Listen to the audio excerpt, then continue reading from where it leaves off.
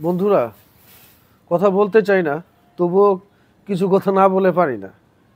এখন মনে করেন আপনি গেছেন পুকুরে মাছ ধরতে, মাছ ধরতে যায়া পানিতে নেমে, কোমর পানিতে নেমে যদি এখন বড় বড় মাছ এর শরীর হাতায়া হাতায়া মানে ছেড়ে দেন, হ্যাঁ, মাছ আসতেছে, শরীর হাতাচ্ছেন আর ছেড়ে দিচ্ছেন, আর উপরে এসে যদি বলেন যে অল্পের জন্য ধরতে পারলাম না রে, ধরছিলাম কিন্তু ছুটে গেছে, তাহলে কি এই মাছ ধরার কোনো সার্থকতা আছে?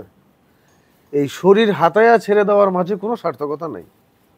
তদ্রূপ এই যে বড় বড় চোর যেগুলো দেশে ধরা পড়ছে, অর্থ পাচারকারী, হ্যাঁ, জনগণের টাকা মেরে খেয়ে কোটি কোটি টাকার সয় সম্পত্তি করা যে চোরগুলা, এরা তো আসলে চোর বললে ভুল হবে, এরা শুধু ডাকাত না, এরা ডাকাতের বড় মহা ডাকাত।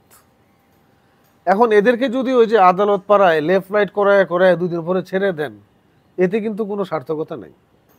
এদেরকে যেটা করতে হবে, ওই মাছ ধরতে যে যেমন মাছ ছেড়ে না দিয়ে এই মাছটাকে উঠায় এনে বাসায় এনে ভালো করে সাইজ করে একদম সিলাইয়া টিলাইয়া ভালো মশলা টশলা দিয়া, হ্যাঁ, নানান পদের রেসিপি বানায় পরিবারের সবাই মিলে খেলে যে টেস্ট পাওয়া যাবে, অ্যাজ লাইক তাদেরকে সেভাবে ব্যবস্থা নিতে হবে, একদম দৃষ্টান্তমূলক তাদের জন্য উপযুক্ত ব্যবস্থাটা নিতে হবে, যেন সমগ্র দেশবাসী তাদের এই এহেন কার্যকলাপের যে উপযুক্ত ব্যবস্থা নেওয়া হয়েছে এবং তাদেরকে যে শাস্তিটা প্রদান করা হবে, এটা যেন অবশ্যই দৃষ্টান্তমূলক হয়। তাহলে সমগ্র দেশবাসী খুব তৃপ্তি পাবে। সে ওই মাছ খাওয়ায়, মাছ বড় মাছ ধরে এনে রান্না করে খেলে যে মজা, ঠিক এদের উপযুক্ত শাস্তিটা হলে দেশের সাধারণ জনগণ সেই তৃপ্তির ঢেকুর উঠাবে।